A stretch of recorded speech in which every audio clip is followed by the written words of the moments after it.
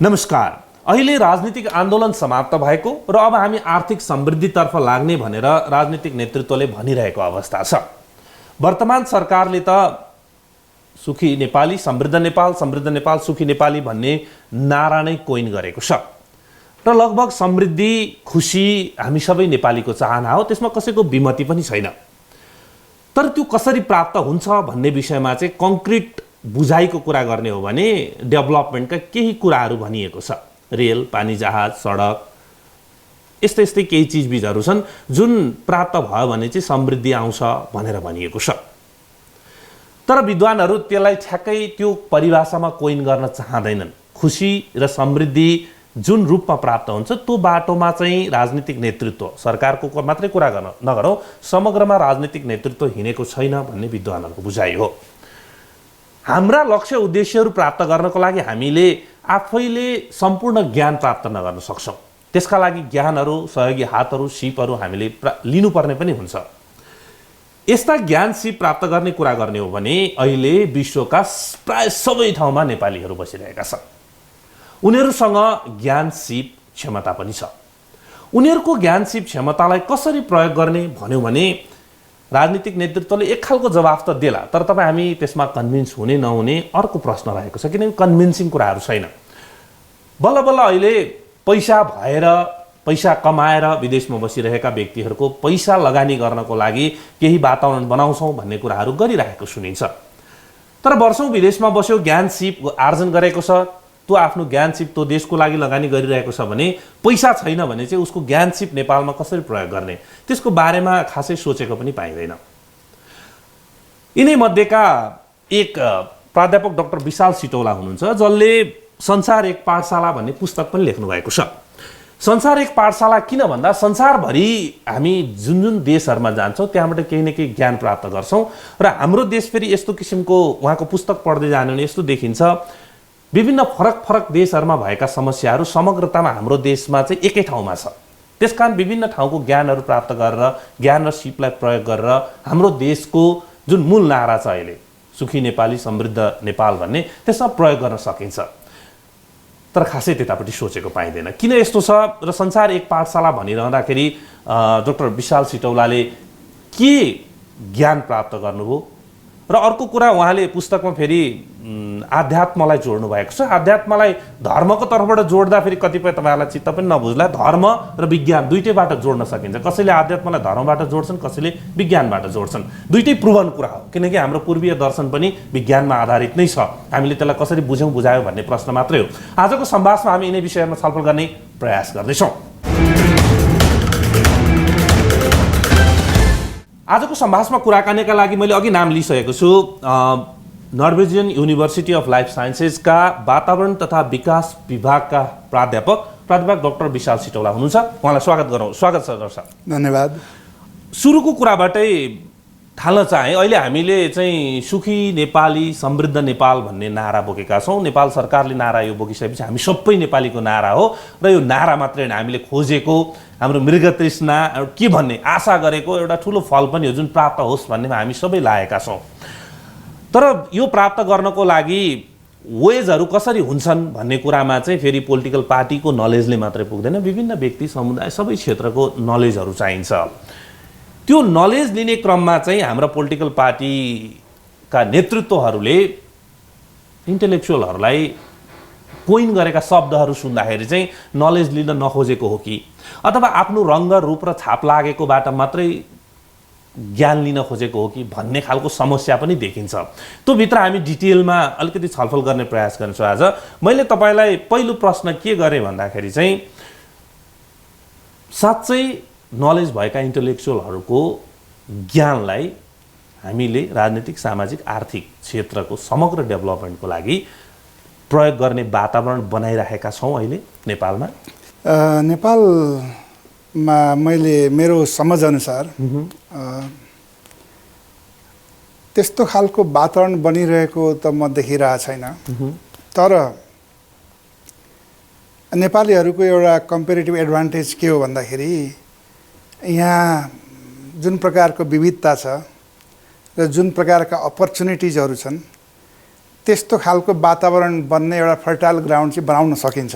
Okay यो अरूले बनाउँदैन, आफू सूचित मात्रै होइन सचेत भएर हामी सबैले लागि परेपछि त्यो बनाउने एउटा वातावरण चाहिँ छ नेपालमा। किन भन्दाखेरि यो नेपाल भनेको एउटा जुगौँदेखि यो ऋषिहरूको ज्ञान र जुन बेला चाहिँ नर्वे भनौँ, स्विडेन भनौँ, सारा स्क्यान्डिनेभियन कन्ट्रीहरू चाहिँ पुरा आइसले भरिएर त्यहाँ कुनै प्रकारको बायोलोजिकल एक्टिभिटी नै नभएको बेलामा यो हाम्रो जुन नेपाल र यो जुन भारतवर्ष भनौँ र इन्डो गङ्गेटिक प्लेन भनौँ, यहाँ चाहिँ डिपर जीवन विज्ञानका कुराहरू हुन्थे।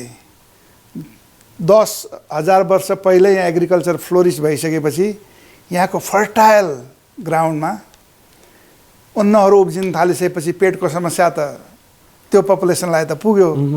अनि त्यो पुगिसकेपछि मान्छेले अलि हायर थिङ्किङ त्यस्तो खालको चाहिँ एउटा परिवेशमा हाम्रो इभोल्युसनरी हिस्ट्री छ र हाम्रो त्यो जिनमा छ। त्यसैले पोटेन्सियली त छ, त्यसलाई एक्चुअलाइज गर्ने प्रश्न हो।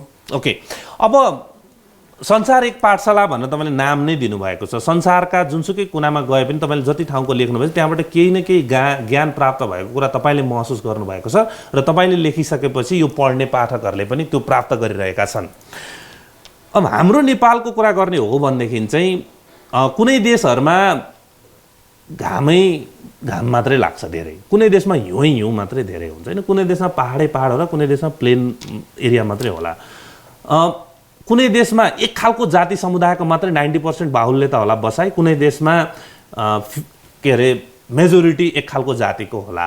तर हाम्रो नेपालको कुरा गर्ने हो भने चाहिँ यो हिमाल पहाड तराई एकदम सानो एरिया छ। हाम्रो नेपालको भौगोलिक एरियालाई ठुलो एरिया भनिहाल्न मिल्दैन, तर सानो एरियामा विविध खालको भूगोल, विविध खालको जाति समुदायको बसोबास, विविध खालको प्राकृतिक चराचुरुङ्गी जनावर किरा फट्याङ्ग्रादेखि लिएर अनेक किसिमको हाम्रो यति धेरै यो सानो भूगोलमा छ। मैले यो पुस्तक अध्ययन गरिरहँदा के महसुस गरेँ भने तपाईँले 15वटा देश गएर अनुभव गरेको 15वटा विषय यो एउटै देशमा छ भन्ने खालको मैले महसुस गरिरहेको छु होइन।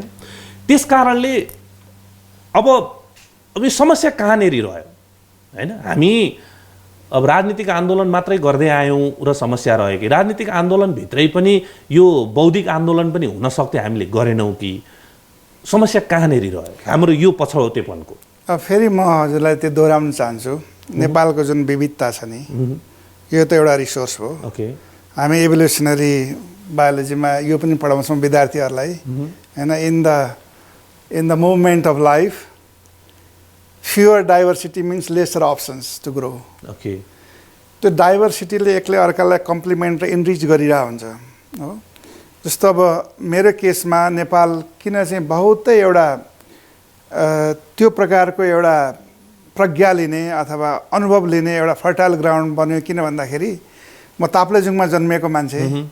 म जन्मिएको ठाउँ वरिपरि गुरुङहरूको बस्ती थियो, लिम्बूहरूको बस्ती थियो, त्यहाँ मेरो जन्म भयो। 7 वर्षपछि तराईमा आएँ, मेरो बुवाले मलाई तराईमा लिएर आउनुभयो। म आमाको हात समातेँ 7 वर्ष हुँदा।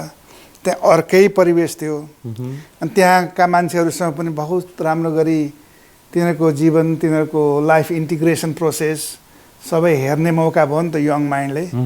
अनि चाहिँ बिस्तारै त्यो एक्सेप्टेन्स र फ्लेक्सिबिलिटी यो दुईटा गुण चाहिँ पाउनको लागि नेपालले नै मलाई मद्दत गर्यो। ओके, अनि त्यसपछि म त्यहाँबाट अब हाई स्कुल पढिसकेँ मरङबाट। त्यसपछि रामपुरमा कृषि पढ्न जाँदाखेरि त्यहाँ त 75 जिल्लाका केटाहरू भेट भए।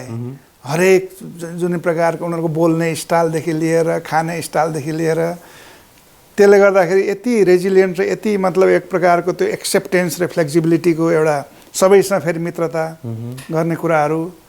कसैले कस्तो भाकामा गीत गाउँछन्, कसैले कस्तो भाकामा गीत गाउँछन्, त्यसले हरेक तपाईँको डिफ्रेन्ट न्युरल सर्किटरीलाई एउटा लाइभ बनाउँदो रहेछ होइन।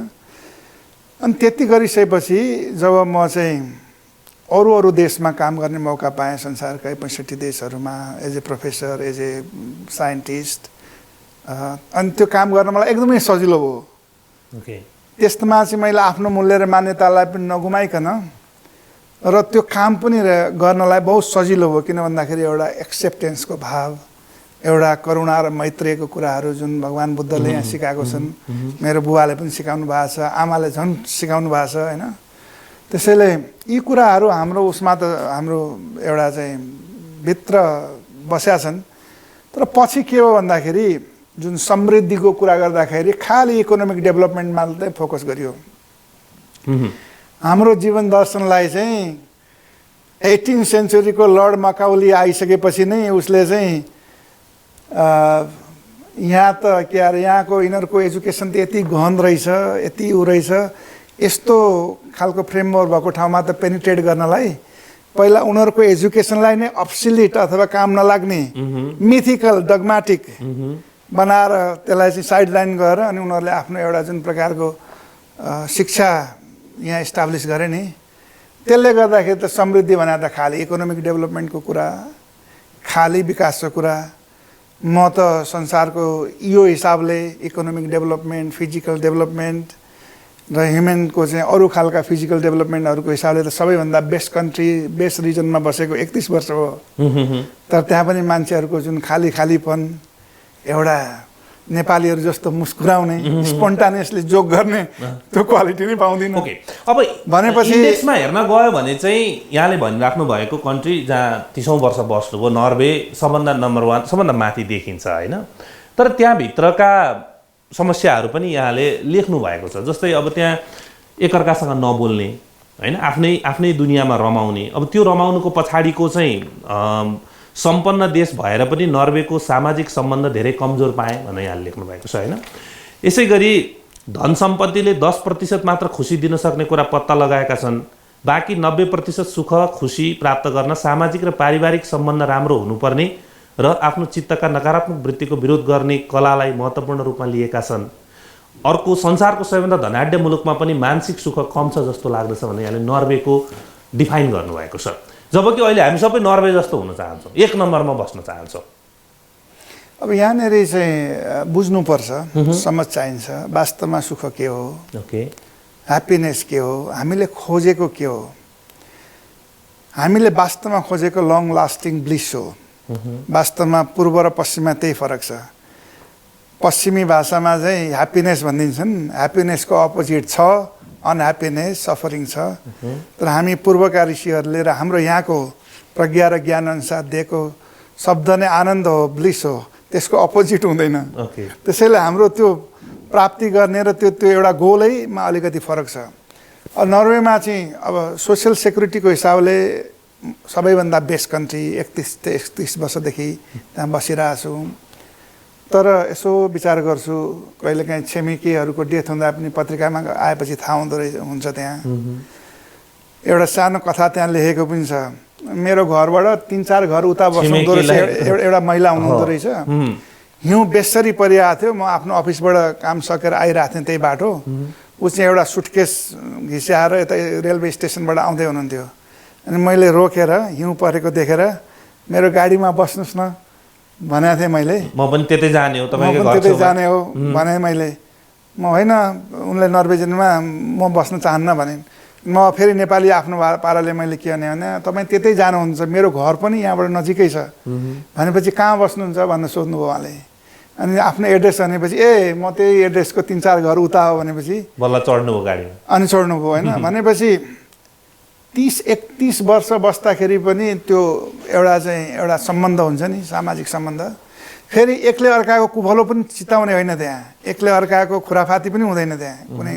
तर त्यो प्रकारको त्यो नन इन्टरेक्सनले गर्दाखेरि त्यति राम्रो देश, त्यति राम्रो भएर पनि म जुन मेरो नेपाली जीवन दृष्टिले हेर्दाखेरि चाहिँ एउटा चाहिँ हामी त गाउँमा पुग्दाखेरि पनि आनन्द लाग्छ, सबैले गाउँको साइलो आयो भन्छन्, खुसी हुन्छन्, भेट्न आउँछन्, बुजुर्गहरूलाई भेट्न जान्छु, नमस्कार गर्छु होइन। अनि उनीहरूले पनि भाग्यमानी भएस् भनेर भन्छन् होइन। त्योले जुन प्रकारको एउटा आनन्द ल्याउँछ नि त्यो अन्तर सम्बन्धले, त्यो सबैभन्दा ठुलो कुरो भन्ने अहिले चाहिँ हार्वर्डको लङ्गेस्ट लङ्गिच्युडनल स्टडी जुन चाहिँ 75 इयर्ससम्म उनीहरूले चाहिँ ब्रिटेनका मान्छेहरूको चाहिँ लाइफ स्टडी गरे। 19 वर्षदेखि लिएर उनीहरूको डेथ भइन्जेलसम्म उनीहरूले सुरुमा केलाई खुसी आनन्द भन्दो रहेछन्, त्यसपछि जब जिन्दगीको अगाडि यात्रा बढ्दै गयो त्यसपछि उनीहरूलाई केलाई भन्दो रहेछन् भन्दा हुँदै हुँदै हुँदै गएपछि यो 75 वर्ष लामो स्टडीको एउटै message if you summarise this one चाहिँ रिलेसनसिप, क्वालिटी अफ रिलेसनसिप, त्यसले डिटरमाइन गर्दो रहेछ बिचको सम्बन्ध हो। ओके त्यो हेऱ्यो भने त हाम्रो गाउँघरको त जुन माहौल छ नि, जिउँदाको जन्ती मर्दाको मलामी, हामीलाई त रिलेसनसिप चाहिन्छ नि। ओके अब म यो प्रश्नबाट कहाँ आइरहेको छु भने अहिले नेपालमा नेपाली विद्यार्थीहरू बाहिर गयो भने, नेपालीहरू बाहिर गयो भने चाँडो एड्याप्ट गर्न सक्छन् भन्नेमा पर्छन् उनीहरू।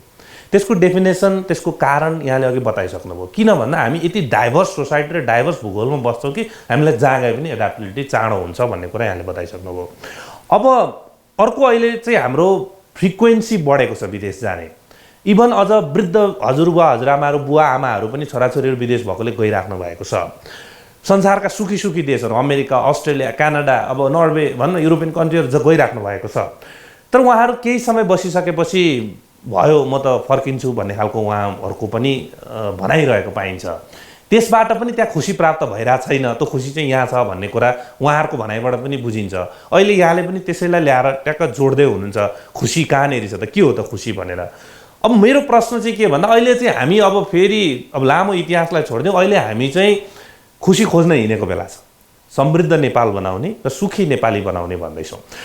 यो कुरालाई, जुन चिजले खुसी प्राप्त हुन्छ त्यसलाई अहिलेको डेभलपमेन्टको रफ्तार हामी लाने भन्दैछौँ, जुन इकोनोमिक डेभलपमेन्ट हो, जुन चाहिँ 1950s मा अमेरिकाबाट डेभलपमेन्टको डेफिनेसन आयो नि त। त्यो डेभलपमेन्टको डेफिनेसन आइसकेपछिको त्यो डेभलपमेन्टमा आज हामी 2018 मा पनि दौडिन खोज्दैछौँ। यो कुरालाई हामीसँग भएको, प्राप्त भएको, जसले हामीलाई भोलि खुसी दिन सक्छ, जुन खोज्नको लागि भोलि हामी दौडिनुपर्छ। तपाईँ वेस्टर्न कन्ट्रीहरू हामी कहाँ खोज्न आइरहेछन्, अथवा हाम्रो भारतवर्ष लगायतको भूगोलमा टिबेटसम्म खोज्न आइरहेका छन्। त्यो चिजलाई सँगसँगै बढाउने काममा यहाँको अध्ययनले के बताउँछ? भइरहेछ? भोलि हामी डेभलपमेन्ट प्राप्त भइसकेपछि फेरि थुक्क कस्तो खालको भन्न खुइयो गर्नुपर्ने स्थितिमा पुग्छौँ भन्ने डरको पछाडिको यो क्वेसन कि त्यसलाई पनि सँगसँगै अगाडि बढाउनु पर्नेमा बढाइराखेको, गइराखेको, त्यो बाटोमा हामी हिँडिराखेको पाउँछौँ। अवश्य पनि मैले नेपालको मात्रै कुरा गरिआएन, अफ्रिकी मुलुकहरूमा पनि हामीले धेरै काम गर्दाखेरि र साउथ एसियनका पनि धेरै मुलुकहरूमा हामीले काम गऱ्यौँ। त्यो अलिकति त्यो जुन वास्तविक जसलाई जो चाहिँ विकासको जुन अर्थ हो नि, जसमा चाहिँ मान्छेहरूको इकोनोमिक वेलबिङ होस्, फाइनेन्सियल वेलबिङ होस्, त्यसपछि इमोसनल वेलबिङ होस्, यी सबै कुराहरू छन्। अझ त्योभन्दा पनि इम्पोर्टेन्ट चाहिँ पर्पज इन लाइफ होइन, किनभने human being basically we are a goal seeking entity. हाम्रो एउटा पर्पज हुनुपर्छ होइन। यो सबैले हेर्दाखेरि चाहिँ कस्तो भयो भने यो यी देशहरूमा चाहिँ यही कोलोनियल मेमोरीले गर्दाखेरि शिक्षित भना के हो, एउटा सूचित मान्छेलाई शिक्षित भन्न सुरु गरे, जसमा चाहिँ कुनै इमोसनल इन्टेलिजेन्स नै छैन। कुनै मान्छेसँग चाहिँ उसको पनि सुख दुःख बुझेर त्यस अनुसारको आफ्नो के अरे त्यसलाई चाहिँ अलिकति करुणा मैत्री दिने एउटा भाव नै सिकाएको छैन। त्यस्तो मान्छेलाई पनि शिक्षित भन्न थालियो। अनि तिनै मान्छेहरू चाहिँ डिफ्रेन्ट एरिनामा होइन, ब्युरोक्रासीमा, पोलिटिकल एरिनामा पुगिसकेपछि अनि कस्तो भयो भन्दाखेरि उनीहरूले यो एजुकेसनले गर्दाखेरि उनीहरूले पश्चिमको भाषा मात्रै बुझ्ने होइन। कुनै कुरो इङ्ग्लिसमा भन्यो भने त्यो चाहिँ साइन्टिफिक र राम्रो हो, नेपालीमा भन्यो भने चाहिँ त्यो चाहिँ एकदमै त्यो द्याट्स नट इम्पोर्टेन्ट भन्ने खालको एउटा बहुत रुग्ण मानसिकता आएर अनि त्यसै अनुसारको वर्किङ कल्चर भएको छ यहाँ।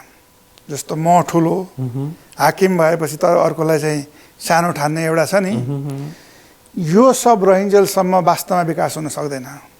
एक अर्को कुरो फेरि स्पिरिचुअलिटी र यो जीवन दर्शन मात्रै भएर हुँदैन, प्रज्ञा मात्रै भएर हुँदैन, स्किलफुल मिन्स चाहिन्छ। त्यसपछि जुन टेक्निकल नो हाउका कुराहरू, बेस्ट प्र्याक्टिसका कुराहरू, त्यसलाई फ्लरिस गर्ने, त्यसलाई चाहिँ उजागर गर्ने खालको एउटा चाहिँ वातावरण पनि भएन। अनि यही पुस फ्याक्टरले गर्दाखेरि नेपालीहरू त्यति मिलनसार, त्यति राम्रा मान्छेहरू हुँदाहुँदै पनि अनि चाहिँ पुल फ्याक्टर त संसारमा छ। सबै मान्छेले प्लिजेन्ट मान्छेलाई नै लिन चाहन्छ र एफिसियन्ट मान्छेलाई नै लिन चाहन्छ। नेपालीहरूले बाहिर गएर पनि राम्रै गरेर बसेका छन् होइन। खास गरी पश्चिमी मुलुकहरूमा एउटा चाहिँ आफ्नो इन्टरनेसनल भिजिबिलिटी गरेर बस्ने थुप्रो नेपालीहरू छन् होइन। अनि हामी चाहिँ यसो फर्केर हेर्छौँ यदि हाम्रो देशमा चाहिँ यदि वर्किङ कल्चर ठिक भएको भए र प्रोफिसियन्सी भन्दा पनि इफिसियन्सीलाई ज्यादा मान्यता दिने खालको परिप्रेक्ष्य भयो त हामी आफ्नै त्यति राम्रो देशमा बस्न छोडेर यो चिसोमा नर्वेमा चाहिँ विन्टरमा चाहिँ घामै उदाउँदैन 8-9 हप्ता किन त्यहाँ गएर बस्थ्यौँ होला। अब यसमा यहाँले उठाउनु भएको छ जस्तै नर्वेमा नर्वेजियन ल्याङ्ग्वेजमै त्यहीको भाषामा पढाइ हुन्छ, चीनमा चाइनिजमै हुन्छ भनेर यहाँले 2-4 देशको उदाहरण दिँदै हामी चाहिँ इङ्ग्लिस कोलोनाइज भयो, भारतमा आएर उनीहरूले राज्य गरिसकेपछि त्यसकै ह्याङओभर हामी खाएँ अनि इङ्ग्लिस जान्यो भनेदेखि चाहिँ राम्रो, जानेन भनेदेखि चाहिँ नराम्रो भनेर हामीले हाम्रो भाषालाई पनि मार्दै लगेका छौँ भन्ने कुरा पनि यहाँले उल्लेख गर्नुभएको छ। अब हाम्रो डेभलपमेन्टको लागि हैन, अब अहिले जस्तै भनौँ न, अब भनौँ यो पार्टी त्यो पार्टी चाहिँ म भन्दिनँ, हाम्रो सबै राजनीतिक दलहरूको सरकार सञ्चालनको पद्धति चाहिँ एकै किसिमको छ। इन्टलेक्चुअलसँग कुरा गर्नु पर्यो भनेदेखि चाहिँ यो मेरो झन्डा बोक्ने इन्टलेक्चुअल हो कि होइन भनेर खोज्ने चलन छ, जुन एकदमै त्यसले एकदम हामीले दुःख पाइरहेका छौँ खासमा भन्नु। तर त्यसमा चेत आएको छैन भने अझै पनि पोलिटिकल पार्टिजहरू मेरो दलको झन्डा बोक्ने हो भने त्यो बुद्धिजीवी ठिक, होइन बोक्दैन भने त्यो बुद्धिजीवी बेठिक भनेर रिसेन्ट अब अहिलेकै प्रधानमन्त्रीका विगतका प्रधानमन्त्रीका भाषणहरू सुन्ने हो भने पनि त्यो कुरा देखिन्छ। अब त्यो किन त्यति धेरै कुण्ठा छ बुद्धिजीवीप्रति थाहा छैन। त्यस कारणले एउटा इन्टलेक्चुअल जमात जुन समाज विकासको लागि, देश विकासको लागि चाहिन्छ, ऊ आइसोलेसनमा गइरहेछ, उसले आफ्नो हिसाबले काम गरिरहेछ, आफ्नो डेभलपमेन्ट छ, भएन नेपाल भन्ने उसले बाहिर जाने पनि हैसियत राख्छ, बाहिर पनि गएर आफ्नो काम गरेर आफ्नो जुन सन्तुष्टि हो पुरा गरिरहेको छ। तर जसले देश हाँक्छ राजनीतिक नेतृत्व हो, ऊ चाहिँ ऊ र ऊ बिच चाहिँ मेलै हुँदैन, छुट्टेर गइरहेको स्थिति देखिन्छ। यसले एक्सिडेन्ट नै गर्ने हो, यसले समृद्धि पनि ल्याउने होइन, सुखी पनि हुने होइन। त्यो ग्याप चाहिँ किन छ? त्यो ग्याप किन छ भन्दाखेरि अब त्यो जुन सत्तामा भएका जुन पोलिटिसियनहरू छन् तिनीहरू पनि after all they are individual होइन, उनीहरूको चाहिँ अब कम्पिटेन्स कति छ, लार्जर प्रोसेसहरूलाई इन्टिग्रेट गर्ने समझ छ कि छैन। अनि नेपालको मात्रै कुरा गरिरहेको छैन, अरू देशहरूको पनि हेर्दाखेरि पोलिटिसियनहरूको भिजन, फोकस, प्यासन चाहिँ अलिक सर्ट टर्मको हुँदो रहेछ। उनीहरूले चाहिँ अब आफूलाई चाहिँ 5 वर्ष कुनै हिसाबले पदमा पुगेको छ भने त्यो बिचमा चाहिँ जसरी पनि जुन कुराहरू गर्दाखेरि मान्छेहरू अलिकति खुसी होलान् अथवा मान्छेहरूले चाहिँ त्यो रिकगनाइज गर्लान् भनेर त्यो गरिन्छ। तर विज्ञानमा के हुन्छ भन्दाखेरि लङ टर्म पर्सपेक्टिभमा हेरिन्छ, कुनै पनि विकासलाई समग्र विकासको कन्टेक्स्टमा हेरिन्छ। अनि त्यसमा चाहिँ एउटा खालको वेलबिङ मात्रै होइन, इकोनोमिक वेलबिङ त अघि भने नि त्यो किताबमा पनि छ नि, त्यसले त 10% हो तपाईँको रियल खोजेको ह्याप्पिनेस हो, कन्ट्रिब्युट जम्मा 10% गर्छ त्यसले, बाँकी 90% को त राजा अर्कै छ। यी कुराहरू बुझ्ने खालको एउटा कम्पिटेन्स नभएसम्म र अर्को कुरो चाहिँ अब यो जो सो कल इन्टलेक्चुअल भनिन्छ नि, जो चाहिँ तिनीहरू पनि पार्टीको झन्डा बोक्ने खालको भइदियो भने तिनीहरूको क्रेडिटिबिलिटी घटेर जान्छ। वास्तवमा प्राध्यापक जुन अझ नाम लिनुभयो नि, प्राध्यापक भन्नुभयो नि, त्यसको एउटा परिभाषा मैले सोधेको थिएँ यहीँको विजडम ट्रेडिसनका मान्छेहरूलाई। प्राध्यापक भनेको त्यो मान्छे हो अथवा इन्टलेक्चुअल भनेको त्यो मान्छे हो जसले आश र त्रास नराखिकन सत्यको उजागर गर्छ त्यसले होइन। यस्तो मान्छेहरूको कुरा डिप लिसनिङ गर्ने खालको एउटा पोलिटिकल वर्किङ कल्चरै भएको छैन यहाँ। कुनै तपाईँ म पनि यसो कुनै पोलिटिसियनसँग जाँदा यहाँको मात्रै कुरा होइन, फेरि संसारभरिको रोल यो चाहिँ खास गरी डेभलपिङ कन्ट्रीमा पोलिटिसियनले नन स्टप मोनोलोग हिसाबले आफ्नो कुरा बताउँछ, आफ्नो उसले त अरूको कुरै सुन्दैन उसले त होइन। त्यसैले त्यो कुरा सुन्न जरुरी छ। र खास गरी म पोलिटिकल एरिनाका मान्छेहरूलाई के पनि बिन्ती गर्न चाहन्छु भने संसार मान्छेहरू छन्, नेपालीहरू हामी माया गर्ने मान्छेहरू छन् होइन। यिनीहरू चाहिँ एक प्रकारको लक्ष्मीप्रसाद देवकोटाले भनिन्छ नि रियल भलाज्मीहरू चाहिँ अतीतको अँध्यारो कोठामा बसिरहेको छ, एउटा निबन्ध आउँछ नि त्यो हामीले पढ्नु पर्छ एसएलसीमा। तिनीहरू धेरै अगाडि प्रोजेक्ट गर्न पनि आउँदैनन्, तर त्यस्तै आइडेन्टिफिकेसन गरेर जुन सच्चा जुन धरतीपुत्रहरू छन्, वैज्ञानिकहरू छन्, राम्रै एजेन्सी पावर भएका मान्छेहरू छन्, तिनीहरूको कुरा बुझ्ने र तिनीहरूको सहयोग लिने एउटा बानी बसाल्नुपर्छ जस्तो लाग्छ मलाई पोलिटिसियनहरूले। अब म यो Norwegian university of life sciences भन्छन्, यो लाइफ साइन्सेस भन्ने शब्द एकदम ठुलो शब्द छ जुन मलाई लाग्छ जीवन बाँच्ने कलासँग पनि सम्बन्धित हो कि के हो। मैले धेरै त यसको परिभाषा यहाँबाटै जान्न चाहेँ, तर हाम्रो समाजमा लाइफ साइन्सेसको विषयमा धेरै सवाल गर्नुपर्ने छ। मैले भने त्यो चाहिँ तपाईँको किताबको आधा अर्को पाटो छ कि यो अघि मैले सुरुमा पनि भनेको छु आध्यात्मसँग, जसलाई यहाँले विज्ञानले जोडेर ल्याउनु भएको छ। धर्मसँग पनि जोड्छन्, धर्मसँग जोड्नुलाई पनि म नेगेटिभ त ठान्दिनँ, विज्ञानसँग पनि जोड्नु, दुवैबाट जोड्नु राम्रो हो। तर हामी कहाँ चेतना चाहिँ आयो, कस्तो खालको चेतना आयो नि एकदम धेरै नेगेटिभ भाइब्रेसन हो कि भन्ने समाजमा देखिन्छ। जुनसुकै विषयमा पनि आई नो, मलाई थाहा छ, तैँले मलाई सिकाउनु पर्दैन भन्ने खालको कुराहरू देखिन्छ। सडकमै हिँड्दाखेरि पनि मान्छेहरू गल्ती स्वीकार गर्न एकदमै गाह्रो देखिन्छ। म ठिक छु भनेर ऊ अन्तिमसम्म जिद्दी गरिरहेको देखिन्छ। त्यो हाम्रो समाजभित्र छिर्नुभन्दा अगाडि नर्वेजियन युनिभर्सिटी अफ लाइफ साइन्सेसले सिकाउँछ कि? वास्तवमा यो लाइफ साइन्सेस जुन हाम्रो युनिभर्सिटीको नाम हो, Norwegian university of life science, यो चाहिँ एउटा ब्रोडर कन्टेक्स्टमा छ। यहाँ चाहिँ बायोलोजिकल लाइफदेखि लिएर, बायोलोजिकल माइक्रो अर्गानिजमदेखि लिएर सोसियल लाइफसम्मका कुराहरू आउँछन्। अनि यसलाई चाहिँ यसको जुन प्रोसेस र यसको चाहिँ एउटा डेलिकेसी अन्डरस्ट्यान्ड गर्ने जति पनि अरू सब्जेक्टहरू छन् नि, त्यो पढाइहरू हुन्छन् यहाँनिर।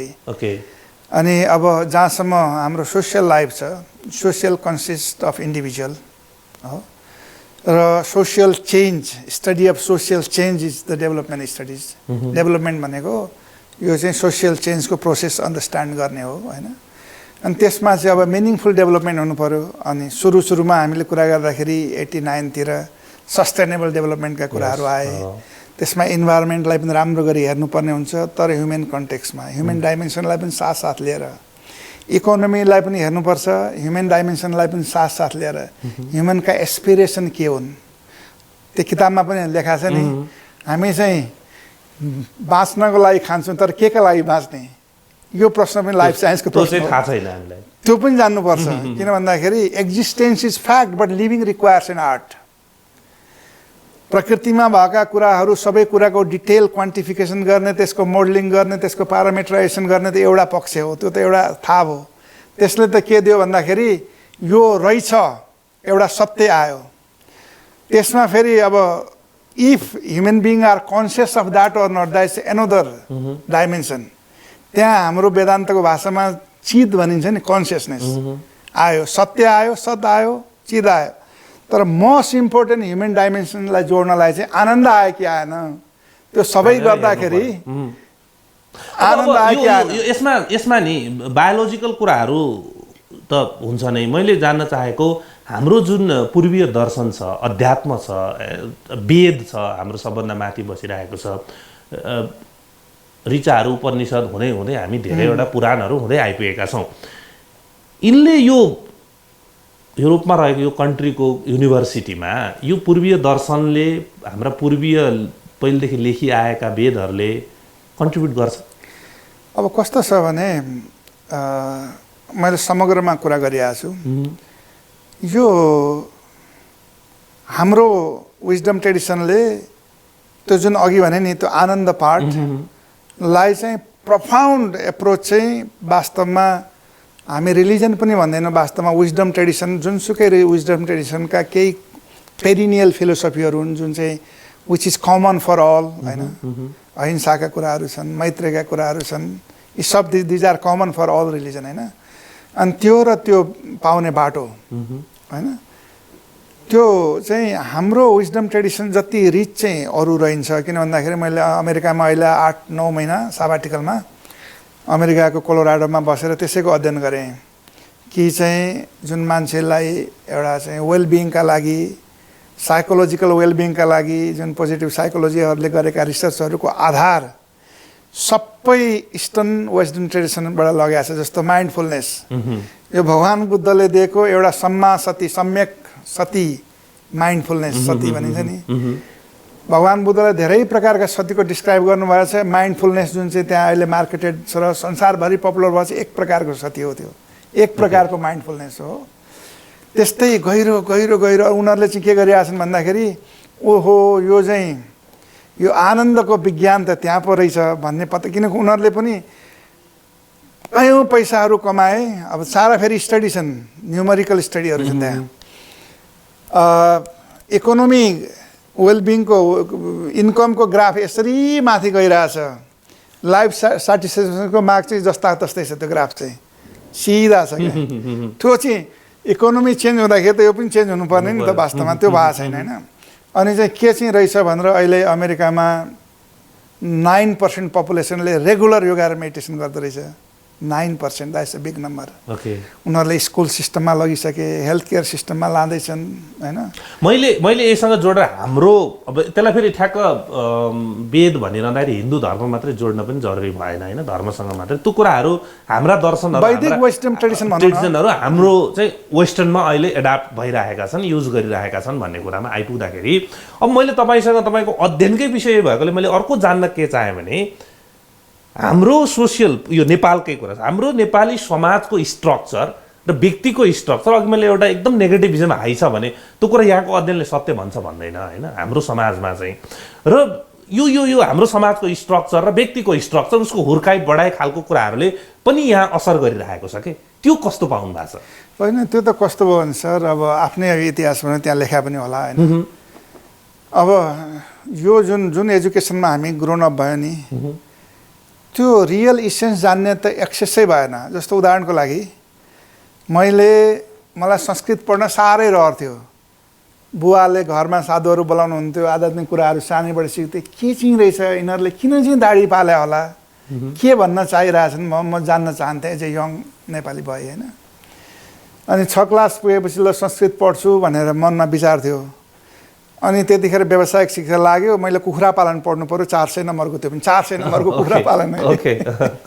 त्यस्तै अरूहरूले के टाइपिङ पढे, कसैले के पढे। अनि त्यो रियल्ली आफ्नो जीवन दर्शनको कुरा त जान्ने मौकै भएन। भनेको हाम्रो एजुकेसन सिस्टममा एडाप्ट भएकै छैन, त्यो भएकै छैन, आएकै छैन। वास्तवमा समस्या दर्शन के हो, त्यसपछि जीवन दर्शन के हो, त्यसलाई त्यो समस्यालाई डिल गर्नलाई, त्यसपछि तत्त्व दर्शन के हो, यी सब कुराहरू पढाउने कुनै काहीँमा करिकुलम देखिरहेको छैन। यी कुरा त परै जाओस्, 80% नेपालीहरूले हलो जोत्छन् अहिले, कृषकहरूले। मैले कुनै पनि किताबमा हलोको डिस्क्रिप्सन देखाएको छैन। हलो जुवा के हो त्यो होइन। यदि चाहिँ कुनै इनोभेसन त्यो टेक्नोलोजीमा ल्याउनु पऱ्यो भने त स्टेट अफ आर्ट अहिले चाहिँ हलोको स्ट्रक्चर कसरी बनाएको छ, जुवा कसरी बनाएको छ, त्यसको त्यो खालको हलो युज गर्दाखेरि कति इनर्जी, कति चाहिँ हर्स पावर अथवा कति के चाहिन्छ भन्ने खालको हलोको डिस्क्रिप्सन भएको मैले किताबै हेर्न पाएको छैन। जबकि अधिकांश मान्छेहरूले हलो जोत्छन्। ओके, अब त्यही भित्र चाहिँ अब हाम्रो सामाजिक संरचना र इन्डिभिजुअल व्यक्तिको संरचनाको कुरा थोरै बताइदिनु। अब त्यसमा चाहिँ कस्तो हो भने अब संरचना भनेपछि अब म एज ए एकाडेमिसियन मैले हेर्ने भनेको करिकुलमहरू हुन् होइन।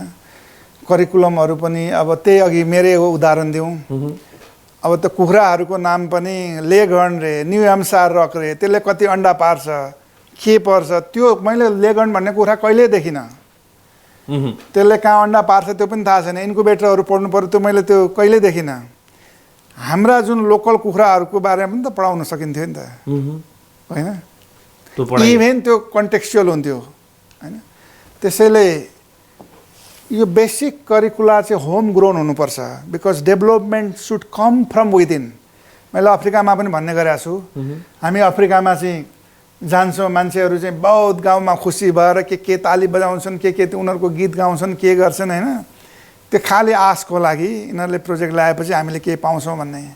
अनि म भन्छु केही समयपछि त मैले भन्दै उनीहरूलाई, हेर हामी बाहिरका मान्छेहरू हामी चाहिँ आफ्नो जब राख्नको लागि आएको हौँ, आफ्नो कामको परिप्रेक्ष्यमा राख्यौँ। तिमीहरूको भलो भयो भने तिमीहरूकै कारणले हुन्छ, हाम्रो कारणले हुँदैन। एउटा एस्पिरेसन चाहिन्छ।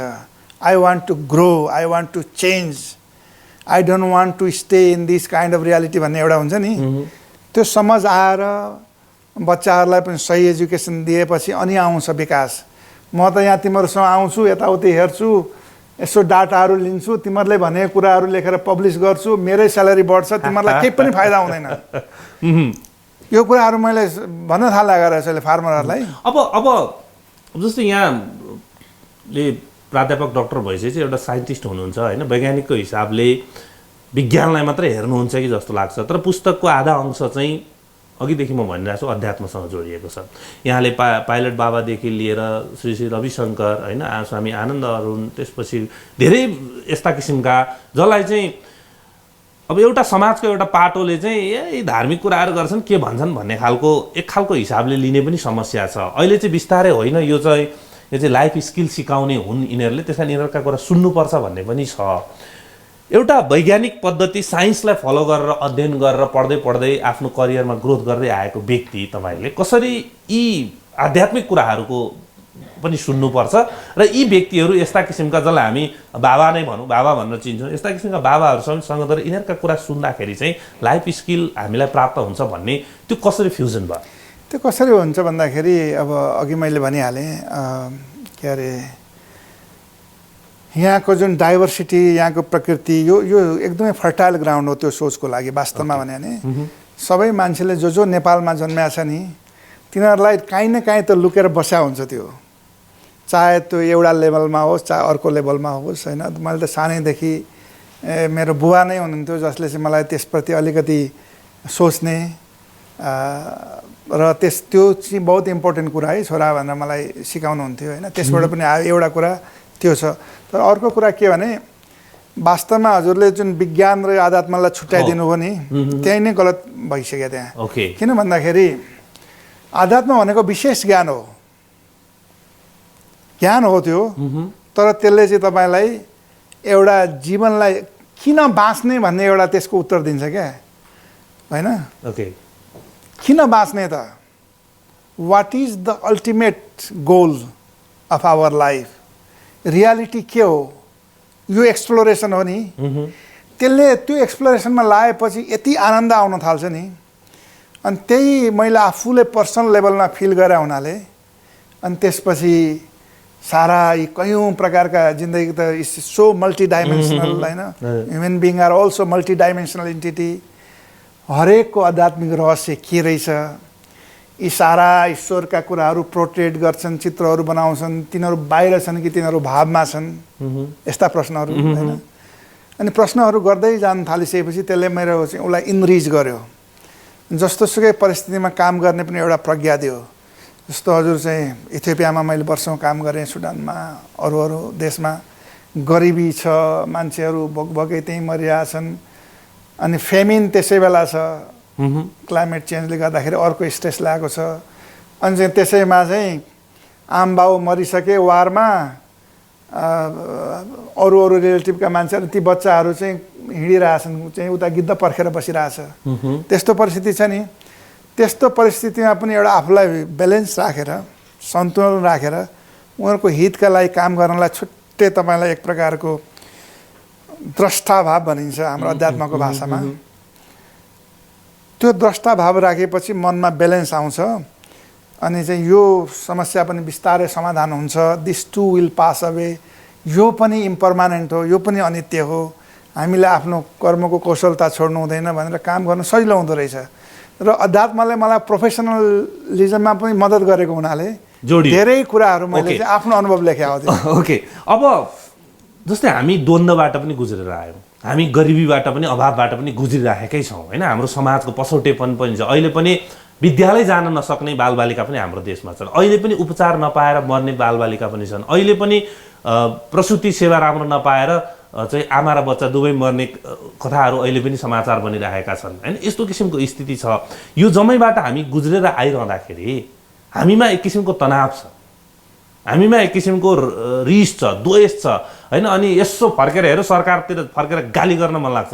कुनै पनि सडकमा हिँडिरहेको दुईजना मान्छेसँग कुरा गर्यो भने उसले गालीले मात्रै गर्छ सरकारलाई होइन। सरकार भनेर फेरि एउटा कन्टिन्युटीमा सरकार हेरौँ, राणा शासनदेखि अहिलेसम्मको त्यो कुन दलको थियो, कुन राजा थियो, कुन के थियो भन्ने कुरा सबै सरकारहरूको त्यो खालको चरित्र छ होइन। त्यो समस्याको कुरा गरिरहँदाखेरि चाहिँ यहाँले अब एउटा यहाँ उक्ति पनि छ के अरे क्षमस्य वीरम स्वभाव के भन्ने एउटा लेख्नु पनि भएको छ। क्षमा वीरस्य भूषणम, क्षमा वीरस्य भूषण, मैले अलिकति कोइन गर्न मिस्टेक गरेँ। अब जस्तै यहाँ जस्तै बाल्कन युद्धको कुरा लेख्नु भएको छ होइन। वास्तवमा युद्धका ठाउँहरूमा पहिलेको दुःखलाई बिर्सिदिने र जिन्दगी अगाडि बढाउने रणनीतिहरू नै चाहिन्छ भन्नुभएको छ। हामी हामी अल्झिराखेका, हामी एउटै कुरामा लामो समय अल्झिरहन्छौँ कि हाम्रो समस्या चाहिँ के हो? हाम्रो समस्या अब यो बाल्कनमा मैले पनि अगेन धेरै वर्ष काम गरेँ। त्यहाँको सबै त्यो युगोस्लाभियाका टुक्रेका मुलुकहरू 6वटै देशमा हामीले प्रोजेक्ट चलायौँ। हाम्रो काम के थियो भन्दाखेरि युनिभर्सिटीका प्रोफेसरहरूलाई एकै ठाउँमा, जो चाहिँ 90s मा वारमा थिए, एक्लै अर्कालाई जसलाई दुश्मन ठान्थे, तिनीहरूले एकै ठाउँमा ल्याएर सहकार्य गराउने ठुलो नर्वेजियन फन्डेड प्रोजेक्ट थियो र नेपाल आमाको आशीर्वादले त्यसलाई लिड गर्ने मलाई मौका भयो। त्यसमा मैले के सिकेँ भन्दाखेरि त्यो वार त सकिसक्यो, त्यो बितिसक्यो, जे हुनुभयो त्यो अज्ञानको राज्यमा भयो। म फेरि अध्यात्मको भाषा यी चाहिँ अज्ञानको राज्यमा हुने अनर्थ परम्पराहरू भए, त्यहाँ कति कुराहरू भए। अब त्यसलाई चाहिँ के अरे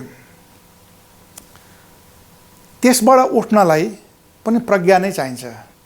होइन भने जिन्दगीभरि तपाईँले अर्कोलाई दुश्मनै देखिराख्नुहुन्छ। मान्छे इन्टेन्सनल लेभलमा कोही पनि खराब हुँदैन, यसलाई राम्रो गरी बुझ्नुपर्छ। वास्तवमा कुनै पनि अपराधीले अपराध गर्छ नि, जस्तो कसैले अस्ति सुनिरहेको थिएँ एउटा बालकलाई मारे अरे, त्यो भक्तपुरमा कथा हो। तिनीहरूको पनि त्यो इन्टेन्सन मार्ने थिएन, उनीहरूले चाहिँ त्यो कम्पिटेन्स नपुगेको हुनाले उनीहरूको त्यो चाहिँ त्यो कसरी पैसा आर्जन गर्ने, कसरी प्राप्त गर्ने भन्ने त्यो कम्पिटेन्स नभएको हुनाले उनीहरूले त्यहाँ फसे थियो। इन्टेन्सनल लेभलमा त्यहाँ खराब थिएन, उनीहरूको मार्ने त थिएन नि इन्टेन्सन। कुनै पनि मान्छेले त्यो अपराधी नै भनौँ न, कसैलाई मार्ने इन्टेन्सन कसैको पनि हुँदैन। अब स्टेट लेभलमा कहिले कम्पिटेन्स पुग्दैन, कहिले इन्डिभिजुअल लेभलमा कम्पिटेन्स पुग्दैन र मान्छे गर्छन् त्यस्तो खालको कुराहरूमा फस्छन्, नराम्रो नराम्रो हिनियस क्राइमहरू हुन्छ। तर त्यो त पास्टमा भइसक्यो नि, जिउने त वर्तमानमा हो। अनि त्यसलाई डिल गर्नलाई चाहिँ एउटा क्षमाको विज्ञान भनिन्छ नि, क्षमाहरू वीरहरूले दिन सक्ने, करेजियस मान्छेहरूले दिन सक्ने कुरा हो। यो त हाम्रो आध्यात्मिक भाषामा छ। तर भनिन्छ फर्गिभनेस इन्टरभेन्सनमा अहिले खुब रिसर्च भएको छन् पश्चिममा।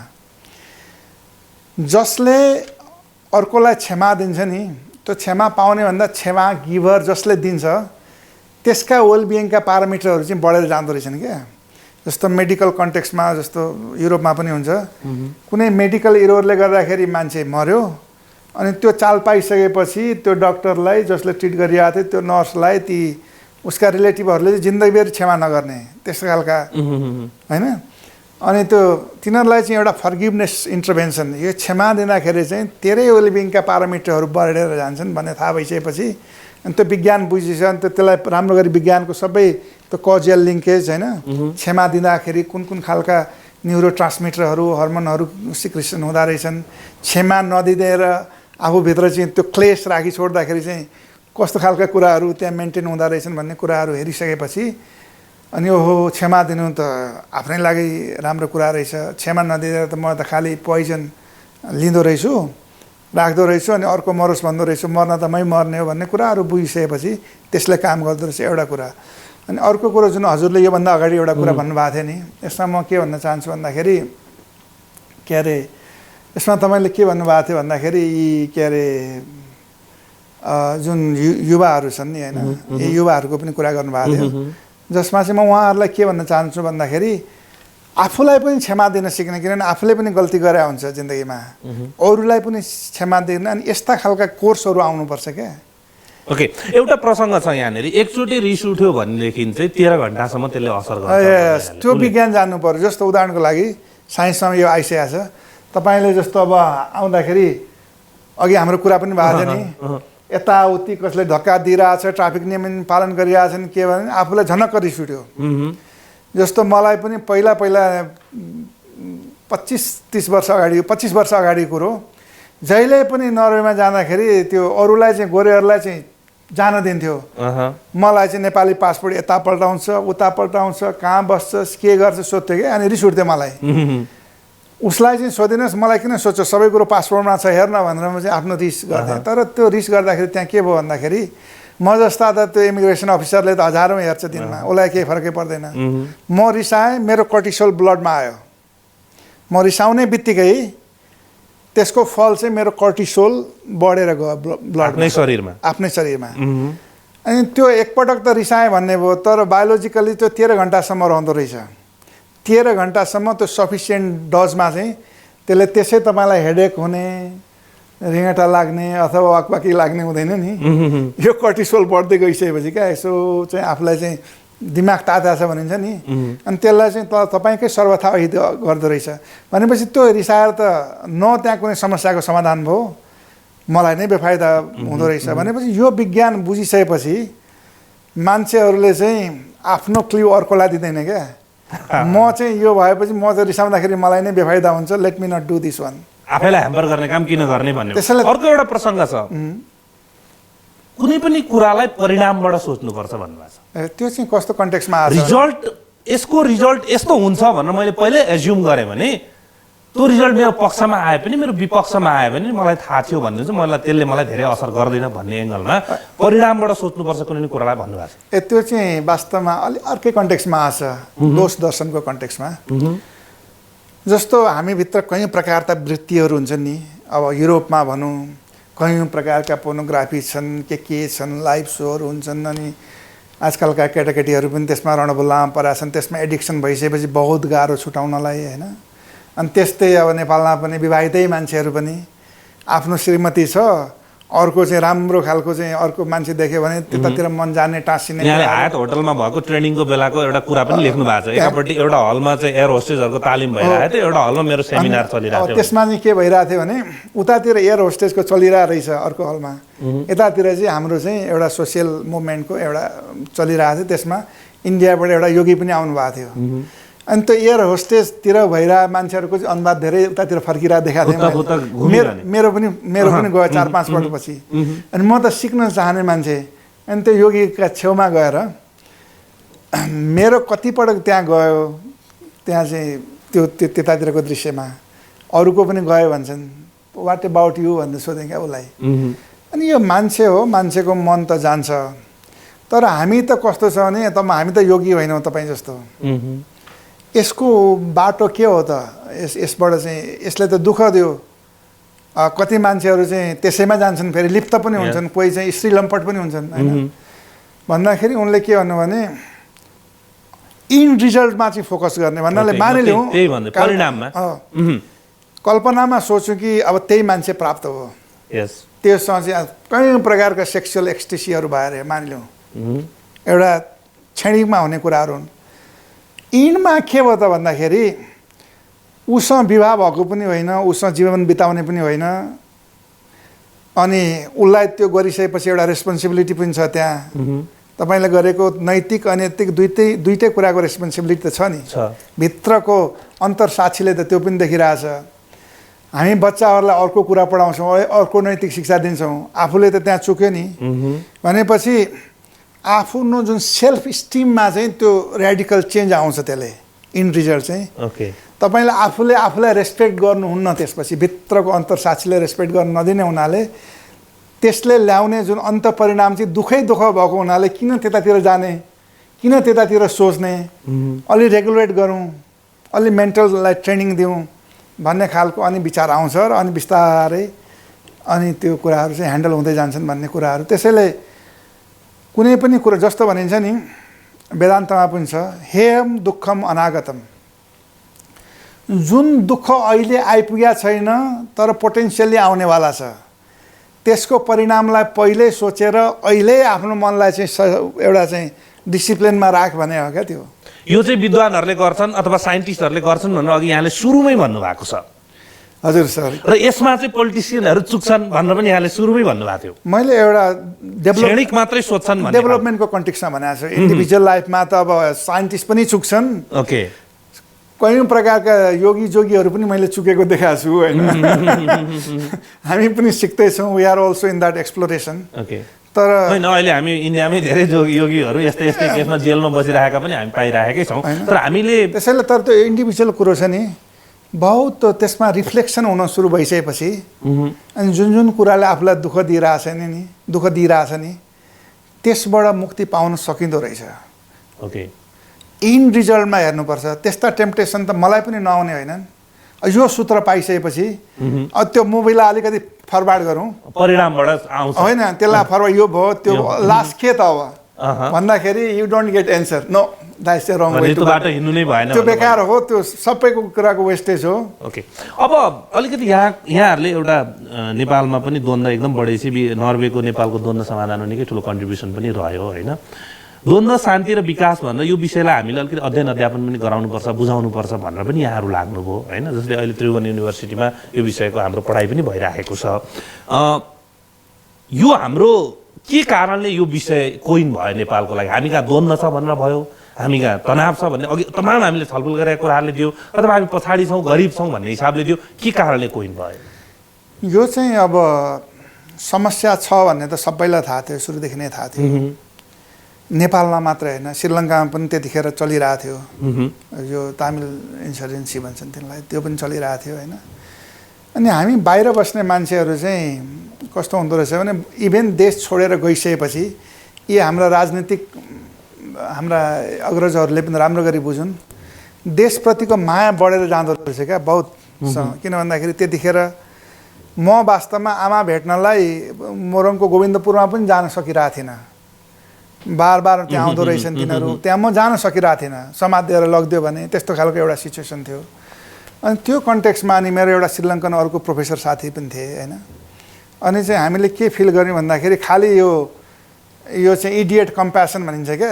उसको आध्यात्मको यता अमेरिकन आध्यात्मिक भाषामा खालि ओहो नेपालमा समस्या छ कठैबरा भएर त भएन केही गरौँ भनेपछि अब हामी इन्टरडिसिप्लिनरी टिमसँग काम गर्ने मान्छे त्यसका विज्ञहरू द्वन्द्व शान्ति र विकासका विज्ञहरू पनि थिए अनि हामी चाहिँ अब विकासका विज्ञहरू भयौँ अनि हामी मिलेर 2005 देखि नै एउटा प्रोग्राम नेपाल र श्रीलङ्कालाई एउटा रिजनल प्रोग्राम लैजाउँ न भनेर अनि हामीले त्यो एउटा चाहिँ शुद्ध देशलाई र समाजलाई एउटा मद्दत गर्ने भावना राखेर गरेको काम चाहिँ त्यसमा चाहिँ जुटाएपछि कसरी मिल्दो रहेछ त्यो सबै कुरा अनि त्यो प्रोग्राममा चाहिँ फन्डिङ सुरु भइसकेपछि हामीले नेपालमा पहिला मास्टर स्टडी सञ्चालन गऱ्यौँ त्यस्तो चाहिँ इन्टरडिसिप्लिनरी नेचरको जसमा चाहिँ द्वन्द्व शान्ति र विकासलाई एकै ठाउँमा स्टडी गर्ने अनि त्यसपछि त्यहाँ सक्सेस भइसकेपछि श्रीलङ्काको अहिले रुना युनिभर्सिटीमा चलिरहेछ अनि अझ त्यहाँ सक्सेस भइसकेपछि पाकिस्तानको कमसाट युनिभर्सिटीमा चलिरहेछ र मास्टर मात्र होइन अहिले पिएचडी र पोस्ट डक यो एउटा स्टेजमा आएको एउटा सक्सेस स्टोरी हो मेरो लागि यो र म एउटा यसको एउटा निमित्त भएँ उता नर्वेबाट म अहिलेसम्म लिड गरिरहेको छु त्यो प्रोग्राम होइन तर कस्तो हुँदो रहेछ भने आफ्नो खोर विषयमा नपरे पनि तर देशको हितमा हुने कुनै विषयका लागि काम गरेर त्यसमा असफलता आयो भने बहुत आनन्द आउँदो रहेछ अनि त्यसका लागि म खास गरी नर्वे सरकार जुन चाहिँ फन्डिङ भइरहेछ वर्षौँदेखि र मलाई विश्वास गर्ने मेरो नर्वेजियन प्रोफेसर साथीहरूलाई पनि यहीँदेखि धेरै धेरै धन्यवाद दिन चाहन्छु र खास गरी नेपाल पाकिस्तान र श्रीलङ्काका जुन मेरा कोलाबोरेटरहरू छन् प्रोफेसर साथीहरू छन् जहाँ चाहिँ यो चलिरहेछ उहाँहरूको प्रयास र उहाँहरूको प्रयत्नले नै यो सम्भव भयो यसका लागि सौभाग्यजंग शाह डाक्टर सौभाग्यजंग शाहदेखि लिएर प्रोफेसर हेमराज सुवेदीदेखि लिएर सबै यहाँहरूलाई पनि म धेरै धेरै धन्यवाद दिन चाहन्छु र अहिले नयाँ जेनेरेसनले एउटा कुर्सीमा आउने बेला आएको छ किन भन्दा हामी त अब वर्षौँ काम गरिसक्यौँ भनेर अब नयाँ साथीहरूलाई पनि म धेरै धेरै शुभकामना दिन चाहन्छु र गर्दाखेरि हुँदो रहेछ यसका लागि रिलेसनसिप बनाउनु पर्दो रहेछ नेटवर्किङ चाहिँदो रहेछ रिलेसन्स पनि ट्रस्ट वर्दी कि तपाईँलाई विश्वास गरोस् होइन त्यसमा कर्मको कुशलता त चाहिन्छ नै यो मान्छेले गर्न सक्छ भन्ने एउटा परिवेश आफूले क्रिएट गर्यो भने अनि सफलता चाहिँ एउटा छायाको रूपमा पछि लाग्दो रहेछ भन्ने मेरो अनुभव हो समय दिनुभयो यहाँलाई धेरै धेरै धन्यवाद